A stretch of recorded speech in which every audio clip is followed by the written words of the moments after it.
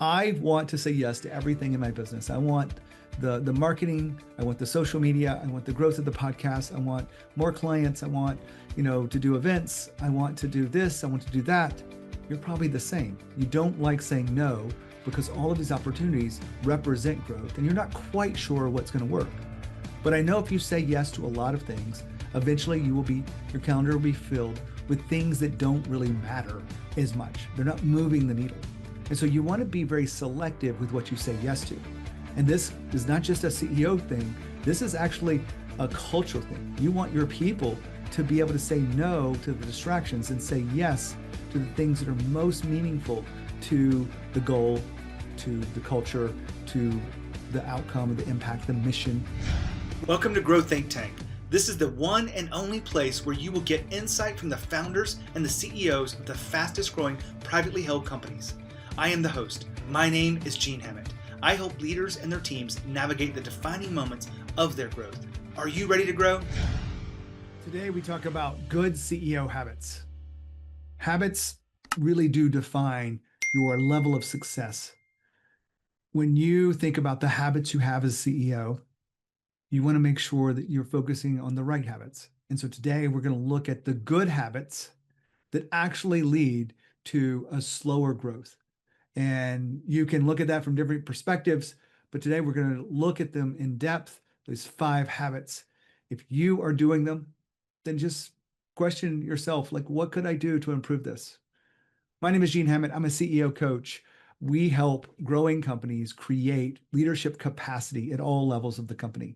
That means at the CEO level, that means at the executive level, and even down through middle management into the frontline leaders. When you have leaders at all levels, and I'm not saying that everyone can be a leader, you have the capacity to make decisions like a network, not like a funnel. And so you want to make sure that you are building that leadership capacity. If you want to go a little bit deeper in the work that we do through CEO coaching and leadership development, your next step would be to sign up for a free training that we have called Getting Out of the Bottleneck. And it really is for CEOs. So if you're curious, go to training.coreelevation.com. It's absolutely free. It shares with you the mistakes that are commonly made so that you can avoid them. It talks about some of the challenges you're going to face and the 5 steps that we walk every client through that will help you do that. Just sign up for the next class we have. We have them kind of often, but it's about every couple of weeks. But just make sure you sign up. There is no replay, so we do ask that you show up. Just go to training.coreelevation.com and sign up for free now. So I got you with this concept of good CEO habits. Now, if you really think about the habits you have, some of them are good, some of them are probably, aged as your company has grown and scaled, and some of them are probably limiting your growth. They seem like they're good, but they're not actually good. And that's the ones we're going to focus on today, the ones that seem good, but aren't actually good for your company. So the first one being over-focused on being and knowing everything. If you are trying to be involved with every meeting and you are spending most of your time in meeting, getting updates, it's probably not the most effective use of your time. There's actually a 12-year Harvard study, Harvard Business Review specifically, on CEOs. They're averaging 72% of their time in meetings. And that seems really aggressive. If you're spending 72% of your time in meetings, when do you have time to create vision, to create strategic work, to focus on the urgent but not important? Let me back up. Focus on the important but not urgent. That's a better way to say that. If you don't have time for one-on-one meetings, maybe they're interpreting those in there, but one-on-one coaching is different than a meeting update of a project status or planning or problem solving or whatever the focus of the meeting is. But if you're going to so many of these meetings, when are you actually getting the most valuable work done? I would argue that the most valuable work done for a CEO is not sitting in a room looking at financials and making decisions about, small things. It is really taking time and having white space in their calendar to think about what's on the horizon. What are the challenges? If a competitor was coming in, how would they attack our company? and shoring up some of that stuff. Maybe it's building leadership capacity. And all of those things are more valuable than you trying to be in every meeting, trying to feel like you know everything. So you need to delegate a little bit more of the ownership of those projects and those meetings so that you can focus on what's most important. So that would be habit number one. Habit number two, believing you have to say yes to every opportunity. I want to say yes to everything in my business. I want the marketing, I want the social media, I want the growth of the podcast, I want more clients, I want, to do events, I want to do this, I want to do that.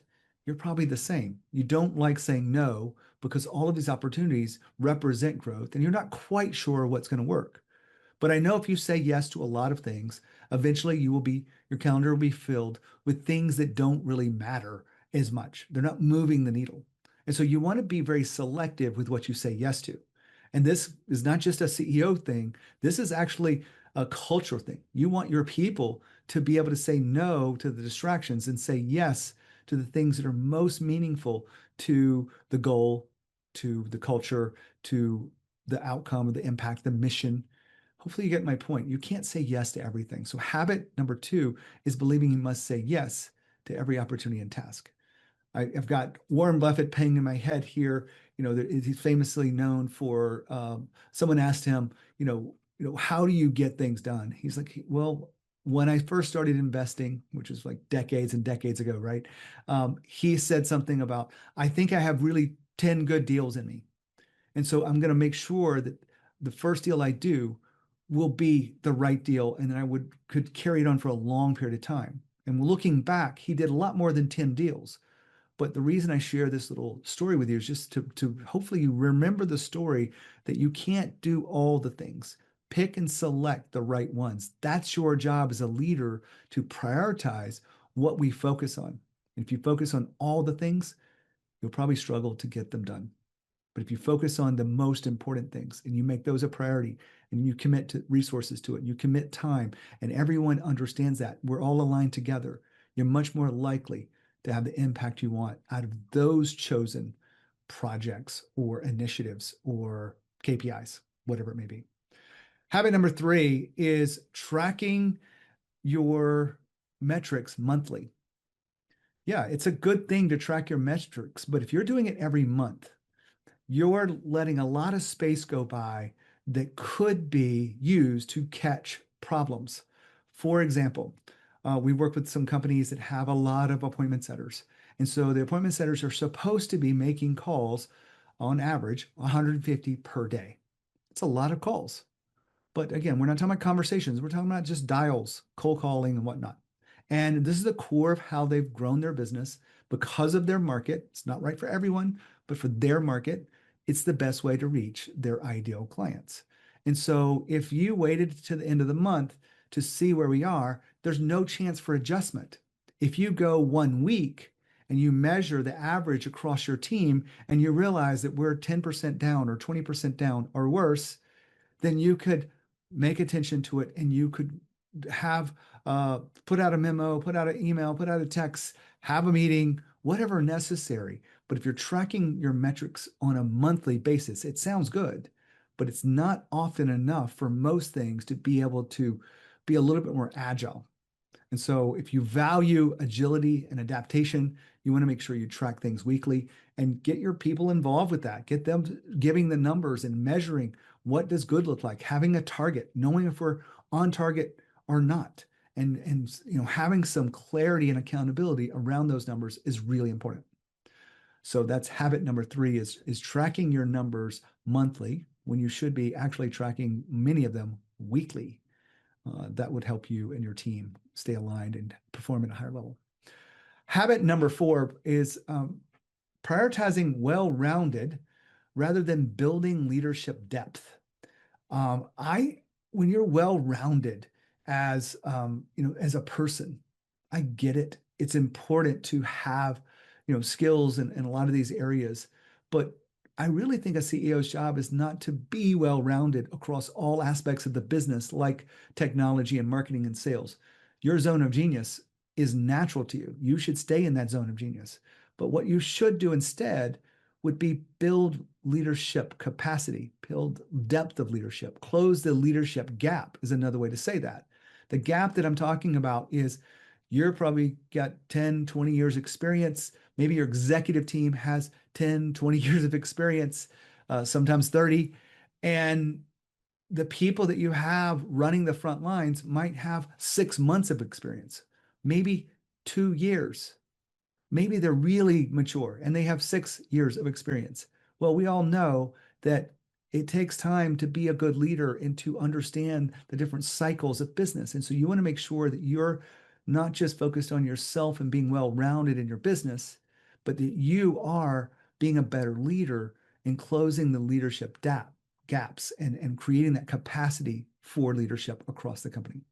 And then finally, habit number 5, assuming good enough communication is 5. If communication is fine and you're just saying it's good enough, honestly, you're just being lazy.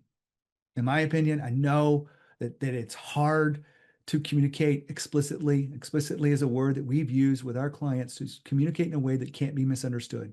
It takes time and patience.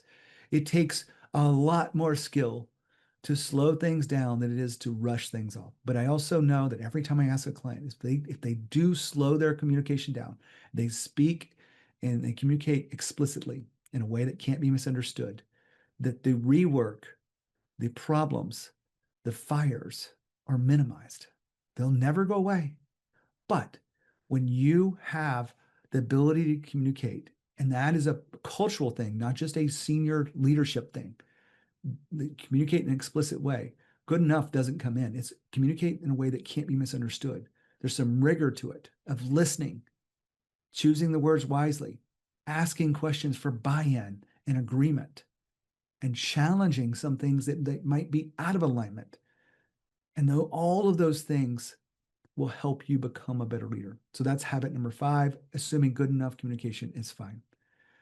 I share these with you about good CEO habits because I want to help you see what you can't see yourself. My job as a coach is to give you new perspectives and help you dial into some of the things. So I've been thinking about these for a while, wanted to create something a little bit more insightful for you as leaders. And now that I've shared this with you, hopefully you can ask yourself a few questions like, how could I improve in each of those domains?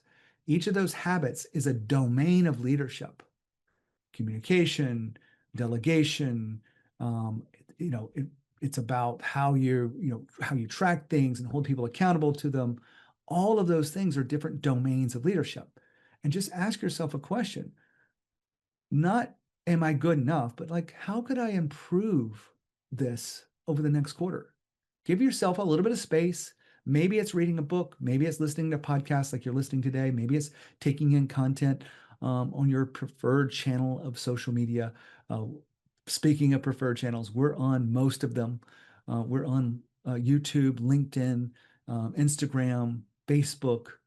We're not on TikTok. If you think we should be on TikTok, I'd love for you to let me know that. But we don't feel like many CEOs are spending a lot of their times on TikTok. I could be wrong, but I don't have I'm not spending any time on my own TikTok stuff. So I don't know if you're learning there. My point behind all of this is good CEO habits can sometimes seem good, but they actually get in the way of what you really want, the impact and growth of the business and innovation. So take this to heart. Only you can answer and hold yourself accountable to are you working in areas and improving at the pace that's right for you. I share all this with you out of my heart to help you be a better leader, help you grow your company, create resilient growth and predictable growth that allows you to scale your company up.